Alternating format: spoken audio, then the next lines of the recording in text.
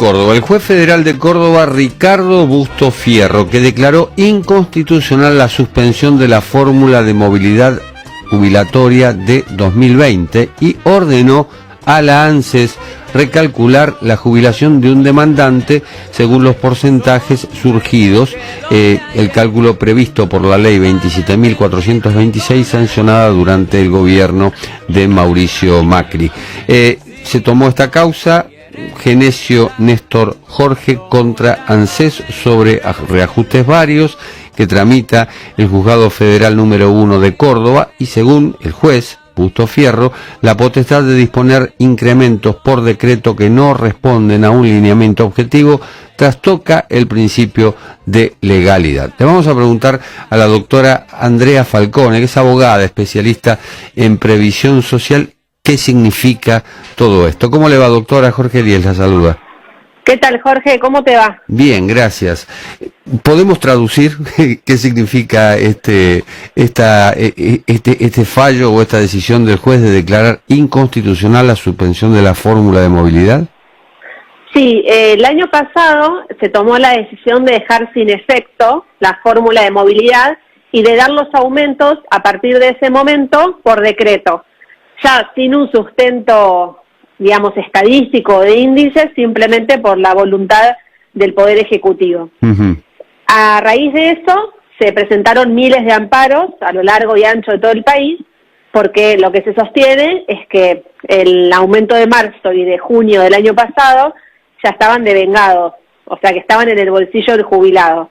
Y la suspensión reemplazó esos aumentos por aumentos inferiores. Y además, en el segundo semestre, los aumentos estuvieron no solo muy lejos de la inflación, sino muy lejos de la fórmula suspendida. Entonces, los amparos que se han presentado, este es el octavo fallo del interior del país que apoya el reclamo de los jubilados, que sostiene que han perdido el año pasado por la suspensión, que esa suspensión es inconstitucional, y acompañan el reclamo. En la Ciudad de Buenos Aires, que son los únicos, la única jurisdicción donde hay tribunales de jubilados, por ahora ninguno de los tribunales acompaña a los jubilados. Pero entonces, esto que ocurre en Córdoba, ¿impacta en el país o no? Tiene un impacto en el sentido que los sucesivos fallos del interior del país que acompañan el reclamo de nuestros jubilados y pensionados van marcando una jurisprudencia que en definitiva son fallos que van a ser apelados y son apelados por la ANSES y que la Corte Suprema va a tener que resolver. Esto ya está en manos de la Corte Suprema por numerosos casos que ya están resueltos y la Corte tendrá que decidir si le parece que la suspensión ha sido constitucional o inconstitucional y qué postura toma.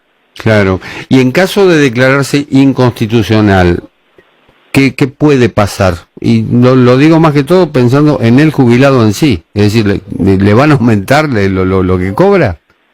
Bueno, lo más importante es aclarar que este tipo de planteos judiciales, ya tengan una resolución favorable o no, siempre se aplica al caso concreto del jubilado que hace el reclamo.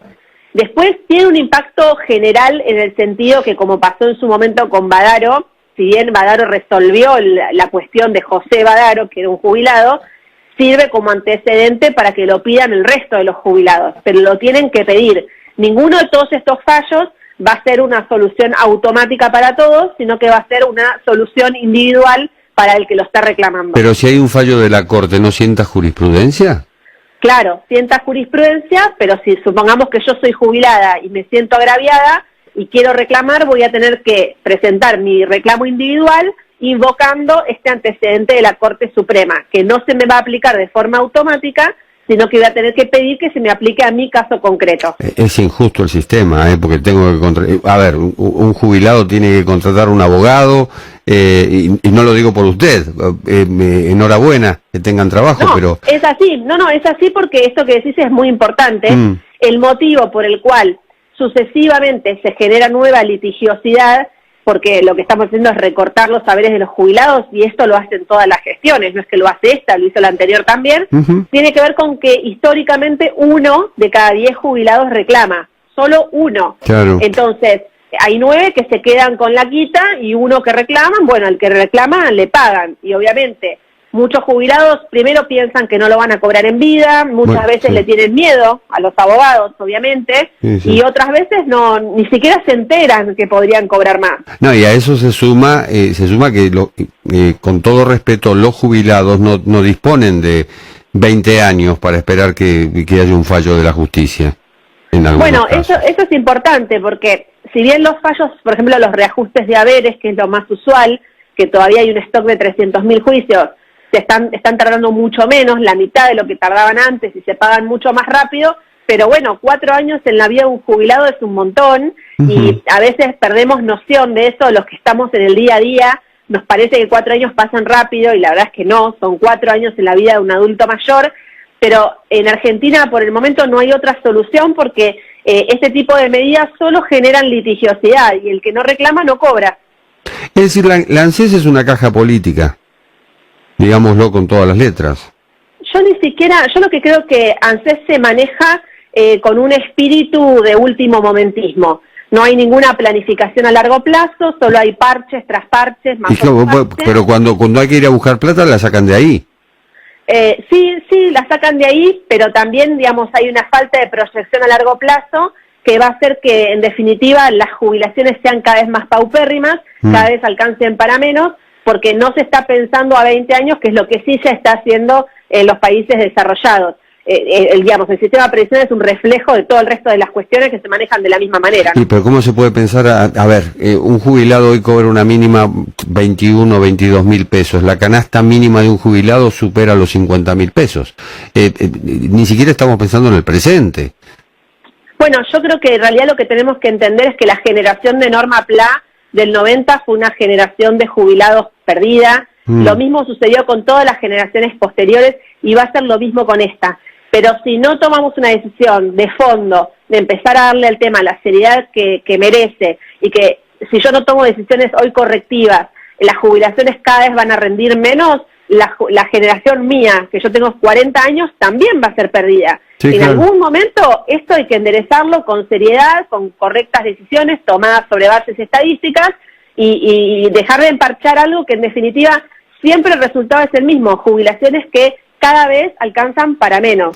Para que quede claro, hoy los aumentos de los haberes jubilatorios y de pensionados dependen de la voluntad del gobierno de turno. Ahora tenemos una ley de movilidad a partir de marzo que depende básicamente de cómo le fue a ANSES recaudando. Entonces, si a ANSES le va bien recaudando, si a la economía del país le va bien, al jubilado le va bien, y si al país le va mal y a ANSES le va mal recaudando, al jubilado le va mal. No tiene ninguna razón de ser. La fórmula anterior era mucho mejor porque ataba más a la variación de salarios y a la variación de inflación. Claro. ¿Qué culpa tiene el jubilado si a la economía le va bien o a la economía le va mal, no? Sobre todo porque hay 50% de trabajo en negro y el jubilado sobre eso no tiene ningún tipo de injerencia. Exactamente. Sí, nosotros tampoco. Pero pagamos impuestos. Andrea Falcone, abogada especialista en previsión social, muchísimas gracias. A ustedes, hasta luego. Un placer, chao.